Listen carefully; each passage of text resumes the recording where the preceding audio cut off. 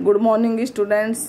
SSMIC के कक्षा 10 के सभी विद्यार्थी ध्यान से सुने। कल मैंने आपको SST में पार्ट 1 पुनर्जागरण का अर्थ और पुनर्जागरण के कारण बताए थे। आज मैं उसकी विशेषता और पुनर्जागरण के प्रभाव बताती हूँ। पुनर्जागरण की विशेषता का अर्थ है स्वतंत्र चिंतन करना। पुनर्जागरण की विशेषता का अर्थ है स्वतंत्र चिंतन पर बल देना। मध्य युग में स्वतंत्र चिंतन पर धर्म का अंकुश लगा हुआ था, यानी कि धर्म की रुकावट लगी हुई थी। उसका लक्ष्य परंपरागत मान्यताओं एवं विचारों को स्वतंत्र आलोचना की कसौटी पर कसना था। उसकी प्रामाणिकता की जांच करना और वैज्ञानिक ढंग से व्याख्या करना था।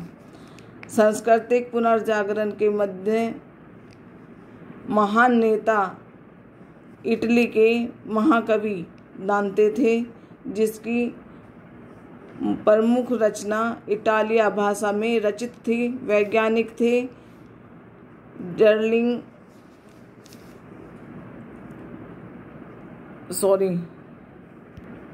वर्जिस आदि के मुख्य पथ प्रदर्शक थे और दांते ने धर्म प्रधान शिक्षा एवं साहित्य का परित्याग किया।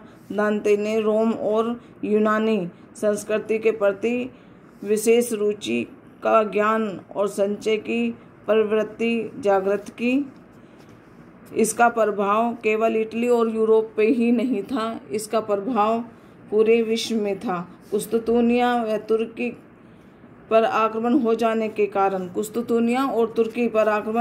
के कारण वहाँ के लोग पलायन करके यूरोप के देशों में यूनानी विद्वान लोग रोम व फ्लोरेंस नगर में जाकर बस गए। फ्लोरेंस शिक्षा का सबसे बड़ा केंद्र था।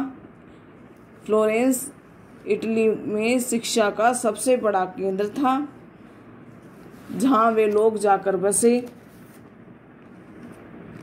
मध्य युग में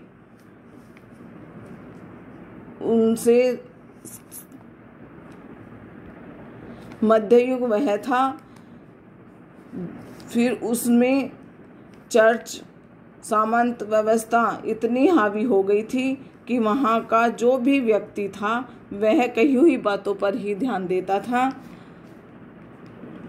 वहाँ के लोग जो भी कहते वो ही उन लोगों को माननी होती थी।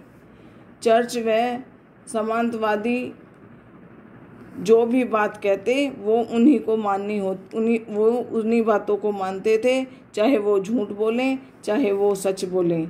तभी से ही वहाँ के व्यक्तियों की सोच विचार बदलने लगे। पुरातन परंपराएं थी। पादरी लोग, वहाँ के जो पादरी लोग होते थे वो उनके अलग विचार होते थे। जो भी वो कहते थे वही उनकी बातें माननी होती थी। बौद्धिक क्रांति पुनर्जागरण काल की सर्वाधिक महत्वपूर्ण घटना थी। प्राचीन साहित्य का अध्ययन बौद्धिक क्रांति का मुख्य कारण था।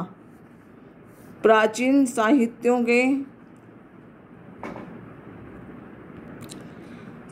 के अध्ययन से लोगों को एक नई संस्कृति, नए विचार और नए जीवन के प्रति नया दृष्टिकोण मिला।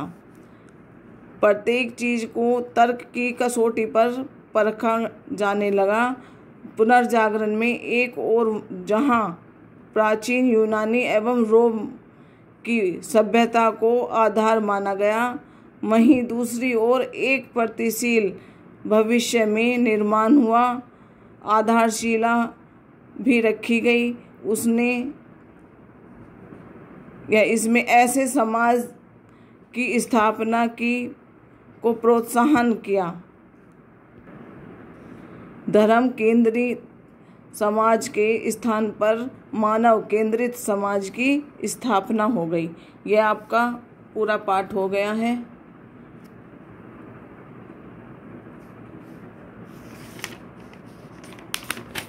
यह आपके क्वेश्चन है।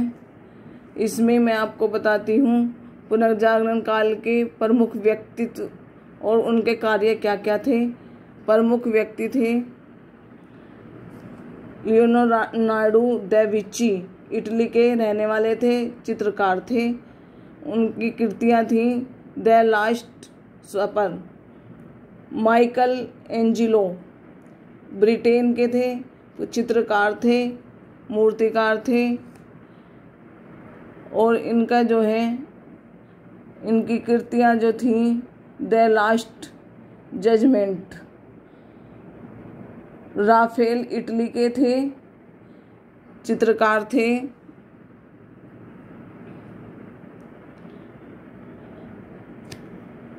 और रोजर बेकन ब्रिटेन के थे, वो बहुत बड़े वैज्ञानिक थे। गुटेनबर्ग जर्मनी के थे, वो बहुत बड़े वैज्ञानिक थे। छापे खाने का इनका आविष्कार था।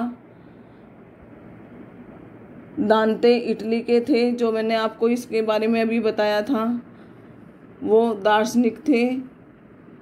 डिवाइन कॉमेडी इनकी कृतियाँ थीं।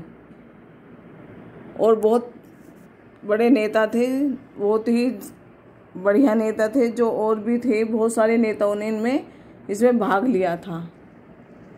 ये आपके बहुविकल्पीय क्वेश्चन हैं, ये ध्यान से देखें। मैंने आपको ये पहले भी दिखाए थे और इन्हें फेयर कॉपी पर करेंगे और इनको याद भी करेंगे।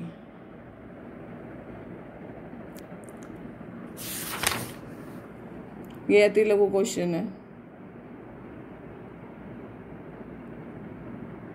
जो भी कोई बात आपको समझ में ना आए दोबारा पूछ सकते हैं, कॉल करके पूछ सकते हैं या कमेंट्स करके भी पूछ सकते हैं।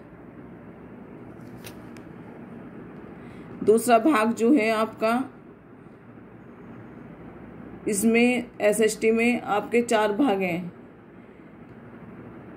हिस्ट्री है, ज्योग्राफी है, सिविक्स है और इकोनॉमिक्स है। ज्योग्राफी और सिविक्स आपका शुभम भैया ने शुरू कर रखा है, उसको आप ध्यान से सुनेंगे उसकी वीडियो और कोर्स को आगे बढ़ाएंगे।